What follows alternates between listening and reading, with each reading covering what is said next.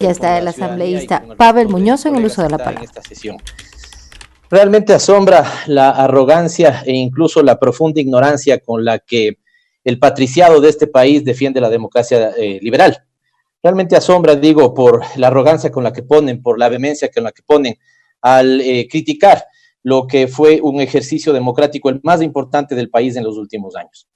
Digo el más importante del país porque si tan solo comparamos con la constitución que ellos extrañan, la constitución del año 98, que les recuerdo fue hecha en un cuartel y aprobada prácticamente a espaldas del pueblo ecuatoriano, esta fue, les duela o no les duela, una constitución aprobada por el pueblo y demandada por el pueblo.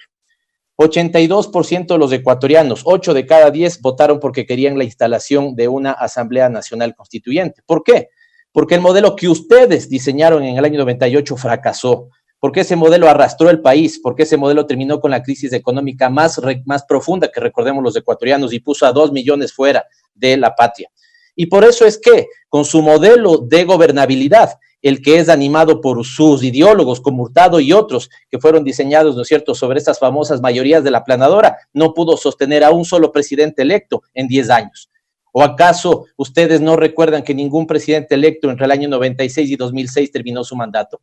¿Es que los ecuatorianos de loco demandaron una Asamblea Nacional Constituyente? ¿O es que la profunda crisis económica de esos años y la profunda crisis política de esos años hizo que el 82% de los ecuatorianos demandara una Asamblea Nacional Constituyente para reclamar y para dejar en el tacho de la historia al Congreso del cenicerazo, al Congreso de los payasos? Lastimosamente, nosotros estamos haciendo que vuelva ese Congreso del cenicerazo, ese Congreso de las payasadas. Y en ese sentido, desconocer que esa fue la voluntad del pueblo ecuatoriano es un gravísimo error. Desconocer que Montecristi se convirtió en un sitio al que todo ecuatoriano tuvo la posibilidad de ir y decir, quiero que esta sea mi contribución al texto constitucional, es arrogante y es ignorante de parte de un patriciado incluso que defiende una concepción netamente burguesa de la democracia. Y después, cuando ese texto estaba listo, fue aprobado, a diferencia, insisto, de la constitución acuartelada que extrañan del año 98, fue aprobada por más del 60% de los ecuatorianos. ¿Dónde dejan eso? ¿Eso acaso no es un ejercicio democrático? Pero en este momento lo borran porque simplemente no les interesa. Pensaba no intervenir sinceramente, pero me parece que estos elementos tienen que ser contestados. Por más de 10 años fui profesor de ciencia política, particularmente en teoría del Estado. Y realmente asombra, digamos, incluso con la ligereza también que se señalan algunos elementos. Desde la teoría, sobre todo la teoría de la regulación francesa, que me parece que tiene una gran innovación, señala que el modelo de Estado no está desapegado del tipo de desarrollo que se elige. Y por ello ellos plantean dos máximas. Al régimen de acumulación que se define, que se diseña para un país, le acompaña lo que se llama el modo de regulación social. Puesto en otras palabras, si ustedes quieren que su modelo de desarrollo sea esta, la institucionalidad que deben diseñar debe hacer que ese modo de desarrollo funcione. Pero no, aquí simplemente lo borran, aquí se habla con un montón de ligerezas, un conjunto de reformas que hasta ahora no les han sustentado. Dicho sea de paso, nosotros votaremos rotundamente no por esta resolución porque creemos que ya hay una comisión, creemos que las formas de reformar la Constitución están absolutamente claras. Pero, ¿qué son estos elementos que me parece que no plantean con ningún sustento ni ningún fundamento? Bicameralidad. Bueno, en la Constitución o para la Constitución de Montecristi se discutió la variable de la bicameralidad. Particularmente yo estaba a favor en ese momento de esa tesis, pero con un concepto detrás. No porque ahora es bonito, ¿no es cierto? Y los que fueron miembros del Consejo de Participación Ciudadana y Control Social transitorio, ahora, ¿no es cierto?, quieren plantear el tema de la bicameralidad, suena bien. Yo escucho entonces cuando dicen, por ejemplo, 30 senadores. ¿Por qué 30? El asambleísta que me antecedía en la palabra, ¿por qué 30? Es decir, ¿dónde está el concepto? ¿Cuál es el parámetro poblacional, demográfico para plantear esos 30? ¿Qué va a hacer la Cámara Alta? ¿Qué va a hacer la Cámara Baja? Nos quejamos de dilatar y una asamblea que es poco eficiente y vamos a discutir un mecanismo legislativo que teniendo, digamos, importantes formas de ser llevado adelante va a ser aún más engorroso el tratamiento de las leyes. Eso no lo ponemos en debate, eso sí no nos gusta, o eso simplemente no ponemos, digamos, a consideración del pueblo ecuatoriano.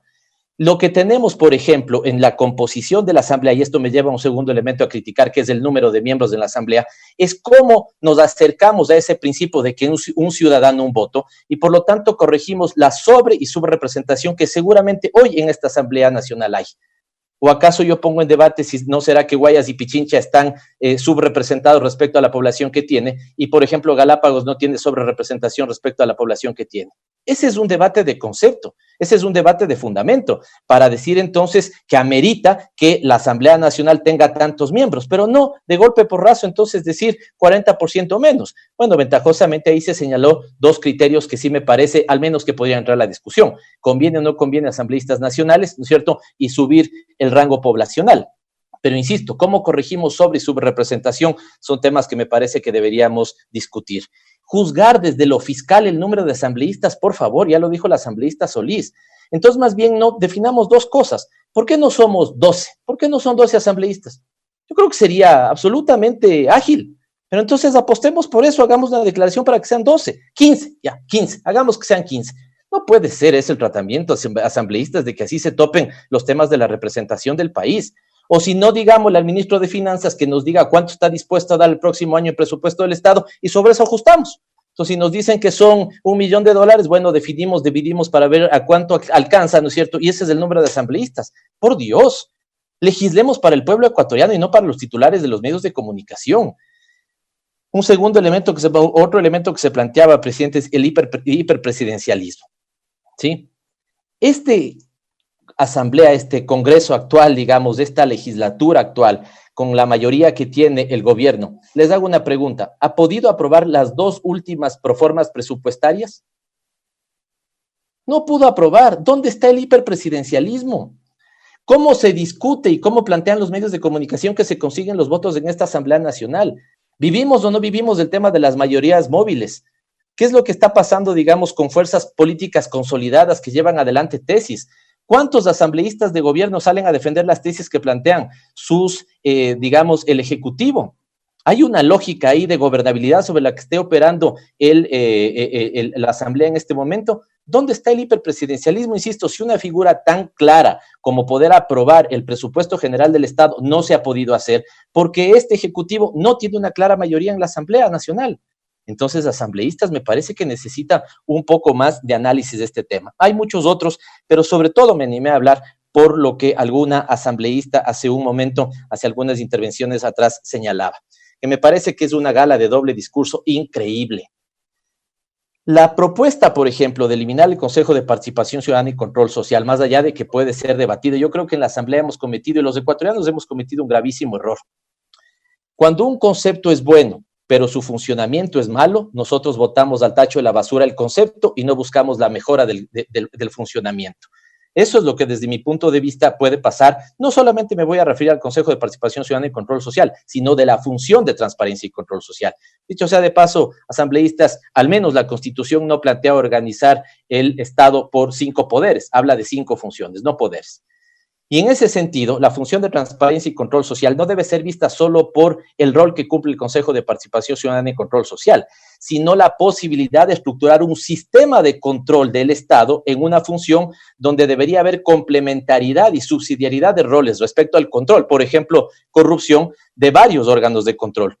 Los técnicos como superintendencias, el juez de cuentas como la Contraloría, ¿no es cierto?, la Defensoría del Pueblo en garantías constitucionales y algunos otros.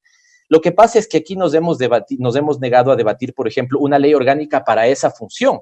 Pero ¿por qué no debatimos eso que me parecería es lo esencial? Porque nos quedamos engolosinados del concepto de que como asumimos que esta instancia fue cooptada por el gobierno anterior, entonces ahí vemos los principales errores, ¿no es cierto?, y los grandes defectos que queremos corregir. Pero asambleístas, lo que antes se planteaba como una hipótesis de si fue o no fue cooptada por el gobierno anterior, en este gobierno pasó absolutamente de manera radical y ustedes han sido cómplices de eso. Me refiero a los asambleístas que han apoyado eso. ¿O es que acaso aquí no fue puesto de manera directa ese Consejo de Participación Ciudadana y Control Social transitorio? Si antes había la presunción de que el concurso podía de alguna u otra manera ser amañado, lo que fuera, aquí no hubo ni siquiera concurso que sea amañado. Aquí los miembros fueron puestos a dedos por el presidente de la República y después plantearon una transitocracia. Y esa transitocracia lo que hizo es plantear una consulta popular que no tuvo dictamen de constitucionalidad y esta asamblea no dijo absolutamente nada. Y lo que dijeron los que estaban ahí es que tenían el rango de constitución, como si fueran emperadores. ¿Y qué dijo esta asamblea? cuando planteaban unas resoluciones, ¿no es cierto?, el Consejo de Participación Ciudadana y Control Social, transitorio me refiero, resoluciones del nivel de la Constitución, dijo algo esta Asamblea Nacional, se quejó de algo de ese proceso de transitocracia, no lo hizo. Por lo tanto, es un doble discurso haber hecho lo que quisieron con el Estado, sobre pretexto de una institucionalidad que hoy lo que vivimos es todo lo contrario, profunda desinstitucionalización de los órganos y las entidades del Estado. Y si no asambleístas, ¿cuál es en este momento la credibilidad institucional de la Asamblea Nacional? Pues después de la transitocracia. ¿Y cuál es la credibilidad institucional del gobierno nacional? Pues después de la transitocracia. Y vamos así con todas las instituciones, hasta las Fuerzas Armadas que tenían alta credibilidad, en octubre destrozaron su credibilidad institucional. Y entonces los ecuatorianos hoy creen en las instituciones de su país, de la transitocracia que ustedes vieron alegremente que sucediera, asambleístas. Por favor, un poquito de sindéresis. Los que hablan incluso, ¿no es cierto?, de fraude, son los que votan de ese gobierno que dicen que es fraudulento, o votan proyectos de ese gobierno que es fraudulento. Para cerrar, presidente, me parece que esto es un doble discurso terrible, sobre todo a los proponentes. Estoy pensando, Dávila, creo que es el apellido del que fue consejero y hoy es proponente, ¿no es cierto? Es como ver a algunos asambleístas. ¿Por qué son asambleístas y creen que esta asamblea está, digamos, sobre representada? Renuncien unos 40, pues entonces ya ahí tendríamos menos asambleístas. Me refiero a este ejemplo, o pongo ese ejemplo para decirle al que era consejero de Participación Ciudadana y Control Social, ¿por qué no dijo que ese Consejo de Participación Ciudadana y Control Social no valía antes de ocupar ese puesto? ¿Por qué hicieron todo lo que quisieron dentro de ese Consejo de Participación Ciudadana y Control Social y cuando terminaron el proceso de desinstitucionalización del Estado, hoy sí no vale y hay que cerrarlo? Lo que va a pasar en pocos meses es que la ciudadanía va a rechazar profundamente esa hipocresía y va a tomar una decisión ventajosa para que el pueblo ecuatoriano pueda volver a gobernar sus destinos y no esta lógica de patriciado, ¿no es cierto?, defendiendo la democracia burguesa que tanto extraña. Así que nosotros votaremos tajantemente no por esta resolución, presidente. Muchísimas gracias. A usted, asambleísta Muñoz. Para cerrar este punto, le damos la palabra al asambleísta Fernando Flores. Bien, teníamos allí la intervención del asambleísta por Pichincha, Pavel Muñoz. El presidente encargado de esta sesión, el asambleísta César Solórzano, ha indicado que este debate se cerrará con la participación del asambleísta Fernando Flores ya en el uso de la palabra. Bueno, sí, indudablemente yo creo que es importante el debate. El debate es el que nos permite dentro de la legislatura